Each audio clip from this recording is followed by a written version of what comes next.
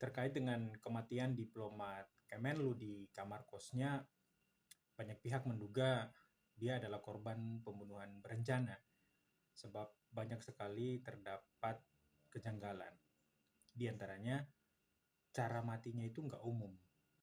Kepalanya dililit lakban, bukan tali atau kain atau sesuatu yang umumnya dijadikan alat untuk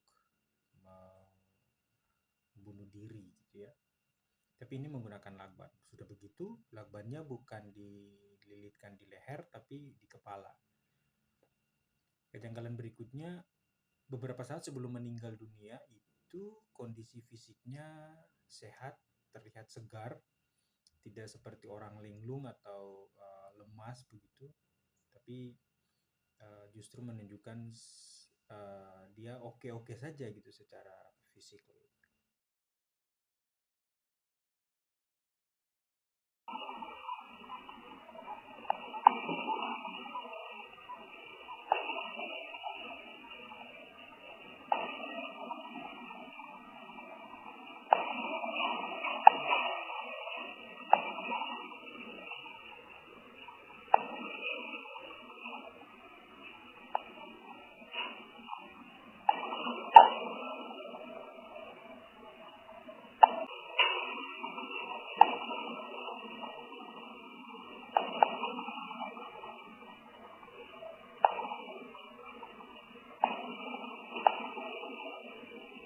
Kejanggalan berikutnya, CCTV tidak utuh, seperti sudah di cropping atau dipotong-potong durasinya.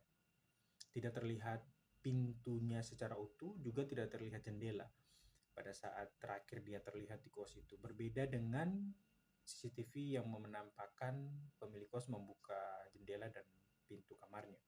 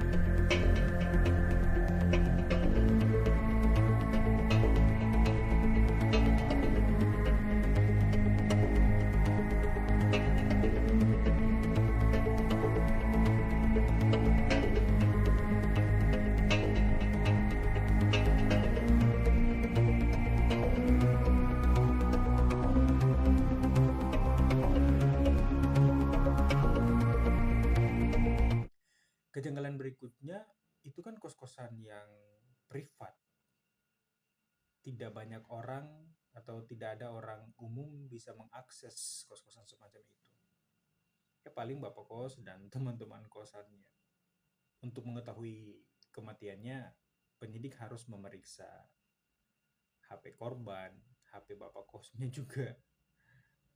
Periksa juga bapak kosnya ya, untuk mendapatkan informasi-informasi yang berkaitan dengan aktivitasnya, terutama aktivitas terakhir dia sebelum ditemukan meninggal.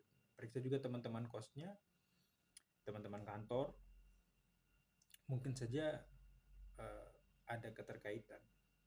CCTV juga harus dilihat secara utuh. Di beberapa titik yang lain juga, di depan kos, di depan gerbang, tuh dicek juga CCTV-nya. Jika benar kematiannya itu karena pembunuhan, maka harus dicek juga apa motifnya.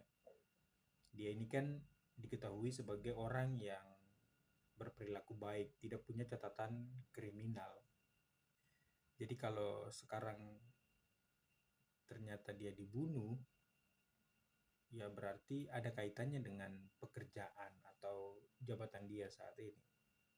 Diketahui dia adalah diplomat yang juga pernah menjadi saksi di perkara tindak pidana perdagangan orang, yang mana kita tahu ada beberapa pejabat atau orang-orang penting yang terlibat di dalam tindak pidana tersebut. Ya, mungkin saja ada keterkaitan itu, mungkin ya. Nah, tinggal bagaimana polisi mengungkap itu secara detail. Kalau berdasarkan pengalaman saya dan beberapa teman, kalau kita mengetahui atau dilibatkan dalam suatu pembicaraan dengan orang-orang yang sudah melakukan suatu kejahatan, suatu skandal, dan dia adalah pejabat, maka kita wajib untuk menutup mulut, wajib untuk ekstra hati-hati agar tidak terjadi uh, kebocoran informasi atau bukti-bukti terkait dengan pejabat atau orang penting tersebut. Sebab itu berkaitan langsung dengan keselamatan nyawa kita. Dan beberapa teman saya juga sudah mengalami hal yang sama seperti Daru hari ini. Mereka harus kehilangan nyawa. Jadi cukup sangat beresiko gitu. Tapi ya ini ada masih dugaan. Tinggal bagaimana polisi menyelidiki itu secara detail. Jangan pula menyalahkan masyarakat kalau saat ini mereka berspekulasi kemana-mana, sebab pengalaman membuktikan penyidik Polri sering melakukan kekeliruan dalam proses penyelidikan, bahkan memanipulasi penyelidikan itu. Kita bisa lihat dalam contoh kasus Verdi Sambo beberapa tahun lalu ya. Jadi ini adalah tantangan untuk Polri harus bekerja lebih profesional lagi. Jika Ndaru adalah orang baik, tidak punya catatan kriminal, tetapi kemudian kehilangan nyawanya, maka tidak berlebihan juga jika orang berpandangan bahwa orang baik, orang jujur, itu tidak akan aman hidup di negara mafia.